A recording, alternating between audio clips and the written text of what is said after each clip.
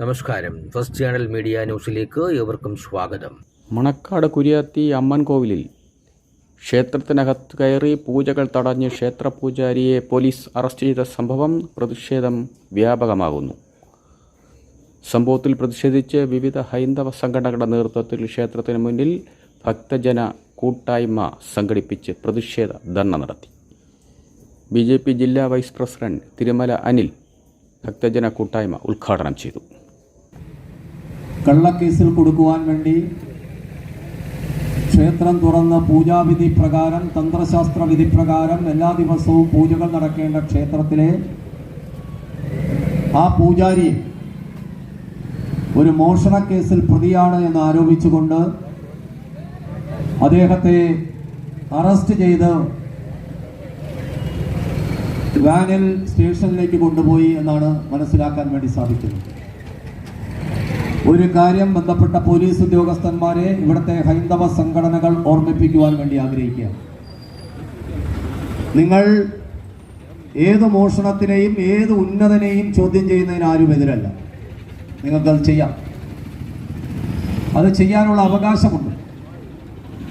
പക്ഷേ ആ പൂജാരി ക്ഷേത്രത്തിൽ പൂജ നടത്തിക്കൊണ്ടിരിക്കുമ്പോൾ തന്നെ ആ CIക്ക് അറസ്റ്റ് ചെയ്യണം എന്ന് പറഞ്ഞാൽ മിസ്റ്റർ CI താങ്കളോട് ചോദിക്കുകയാണ്, താങ്കൾ ആരെ പ്രീതിപ്പെടുത്താനാണ് ആ സമയത്ത് താങ്കൾ അറസ്റ്റ് ചെയ്തത്? അങ്ങനെ താങ്കളെ വെറുതെ വിടുമെന്ന് വിചാരിക്കേണ്ട. അദ്ദേഹത്തെ വസ്ത്രമെടുക്കാൻ പോലും സമ്മതിച്ചിട്ടില്ല. അദ്ദേഹത്തെ വലിച്ച് ജീപ്പിൽ കയറ്റിയതിനു ശേഷം നേരെ കൊണ്ടുപോയി അദ്ദേഹത്തിനെ വിവസ്ത്രനാക്കി സെല്ലിലിട്ടു. നിങ്ങൾക്ക് ആരാ അധികാരം തന്നത്? അങ്ങനെ ഒരു പോലീസ് ഉദ്യോഗസ്ഥൻ ഇതാ ഇവിടെ പ്രഖ്യാപിക്കാൻ വേണ്ടി ആഗ്രഹിക്കുകയാണ്. അത്തരം പോലീസ് ഉദ്യോഗസ്ഥന്മാർ ഇവിടുത്തെ ഭക്തജനങ്ങൾ പറയുവാൻ വേണ്ടി ആഗ്രഹിക്കുകയാണ്.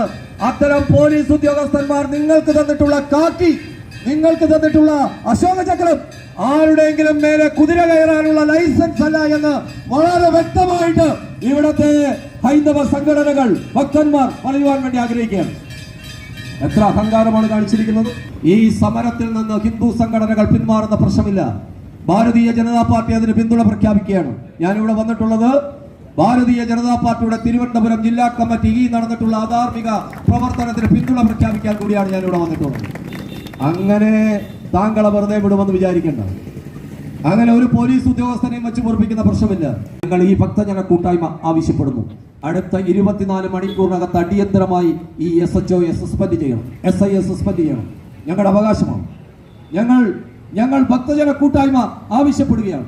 ഇതിനെതിരെ നടപടി ഉണ്ടായില്ല എങ്കിൽ വരാൻ പോകുന്ന നാളുകളിൽ കേരളത്തിലെ വിവിധ ഹൈന്ദവ സംഘടനകൾ ഒരുമിച്ച് ചേർന്ന് ആ നടപടി ഉണ്ടാകുന്നത് വരെ ശക്തമായ പ്രക്ഷോഭ പരിപാടികളുമായി മുന്നോട്ട് പോകുമെന്ന് മാത്രം പറഞ്ഞുകൊണ്ട്, ശാസ്ത്രവിധി പ്രകാരം ദേവന് കൊടുക്കേണ്ട പൂജാവിധികളെല്ലാം ചെയ്തു തീർക്കാതെ നിങ്ങൾ 2-2.5 മണിക്കൂർ അദ്ദേഹത്തെ ഇവിടെ നിന്ന് കൊണ്ടുപോയത് തെറ്റായ നടപടിയെന്ന് ഒരിക്കൽ കൂടി നിങ്ങളെല്ലാം ഓർമ്മിപ്പിച്ചുകൊണ്ട് വരും നാളുകളിൽ ഞാൻ പ്രതിനിധാനം ചെയ്യുന്ന പ്രസ്ഥാനം ഈ സമരമുഖത്ത് നിങ്ങളോടൊപ്പം മുന്നണിയിൽ ഉണ്ടാകുമെന്ന് ഉറക്കെ പ്രഖ്യാപിച്ചുകൊണ്ട് ഈ ഭക്തജന കൂട്ടായ്മ ഇവിടെ കൂടിയിട്ടുള്ള എല്ലാ നല്ലവരായ ഭക്തജനങ്ങളുടെയും സാന്നിധ്യത്തിൽ ഔപചാരികമായി ഉദ്ഘാടനം ചെയ്തതായി പ്രഖ്യാപിക്കുന്നു. ക്ഷേത്ര ട്രസ്റ്റ് പ്രസിഡന്റും BJP മണക്കാട് ഏരിയ കമ്മിറ്റി പ്രസിഡന്റുമായ മണക്കാട് നന്ദകുമാർ അധ്യക്ഷനായി. രാത്രി 5:45 ക്ഷേത്രത്തിൽ പൂർണ്ണ സീനിയർ നേതൃത്വ സംഘം, പോലീസ് സംഘം അതിക്രമിച്ച് കയറി പൂജാരിയെ ക്ഷേത്രത്തിൻ്റെ ഉത്സവത്തിൽ നിന്ന് പൂജ ചെയ്തുകൊണ്ടിരുന്ന ക്ഷേത്രത്തിലെ പൂജാരിയെ വിളിച്ചു വരുത്തുകയും പേര് അരുണാണോ വണ്ടിക്കാർ എന്ന് പറഞ്ഞ് വിളിച്ചുകൊണ്ട് പുറത്ത് കൊണ്ടുപോയി ജീപ്പിൽ കയറ്റി വിലം വിട്ടു, നേരെ കേട്ടിട്ട് കൊണ്ടു. ഇവിടെ വലിയ ക്ഷേത്രത്തിൽ, ഏത് ക്ഷേത്രത്തിന് അതിനൊരു ഭരണസമിതിയുണ്ട്, ഒരു ട്രസ്റ്റ് കമ്മിറ്റിയുണ്ട്.